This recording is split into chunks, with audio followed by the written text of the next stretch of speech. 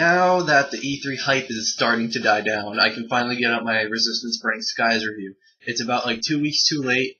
I apologize for any of those who really wanted to see it, but better late than never. And to start off, I was kind of disappointed with the reviews so far, and I know I don't do things like anymore of rating it between 1 and 10 or give it so many stars in my reviews, but just when you think of games getting below a 5, they're usually horrible, and I saw a bunch of Resistance Burning Skies reviews getting that, and those reviews are just not wrong because technically it's an opinion, but I think they're just so misguided, and I have no idea why Resistance Burning Skies got those scores. It's not a great game by any stretch of the imagination, but it's not as horrible as they're depicting it out to be. The story. The story, as I mentioned in one of my previous videos, is good. It is fun. It's dramatic. There's great voice acting to go along with it. The music, when it's there, it's pretty good. It goes all well into the solemn, moody, depressing experience that the Resistance series is known for. However, it is pretty short. It's only about 6 chapters, and that will last you anywhere from about 3 to 5 hours. The story itself does a good job, and it doesn't do that whole quantity versus quality thing, and the whole story is good quality, but some people will still find fault with the short story. Graphics and gameplay.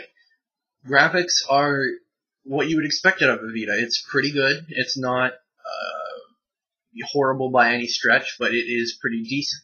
And by that, I mean not on par with a PS3 like Uncharted Golden Abyss, but it's getting there. It's halfway in between that. And the gameplay itself is fun as well. It's not a bunch of take cover and defeat enemies. You actually do have to traverse some like platform type stuff. You won't run into it too many times, but it is there.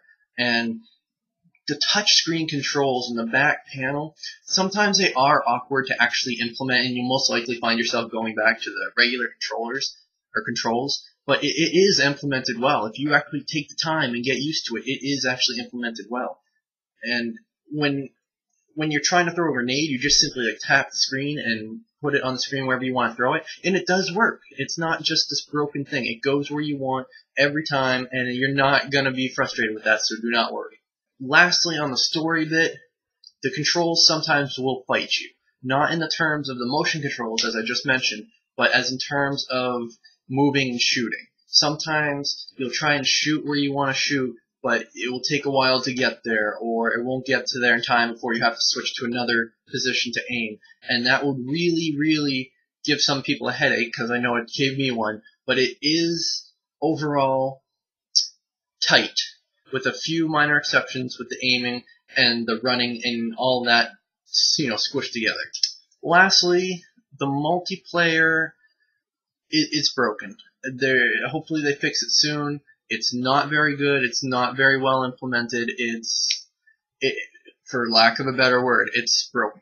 To conclude, Resistance Burning Skies is not a game you should buy just to get the Vita.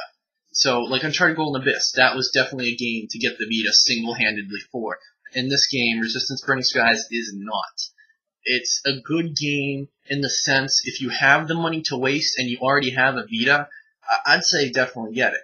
But if you don't have a Vita, or you're not into shooters, and you don't have the money to waste, I would honestly say just avoid this game.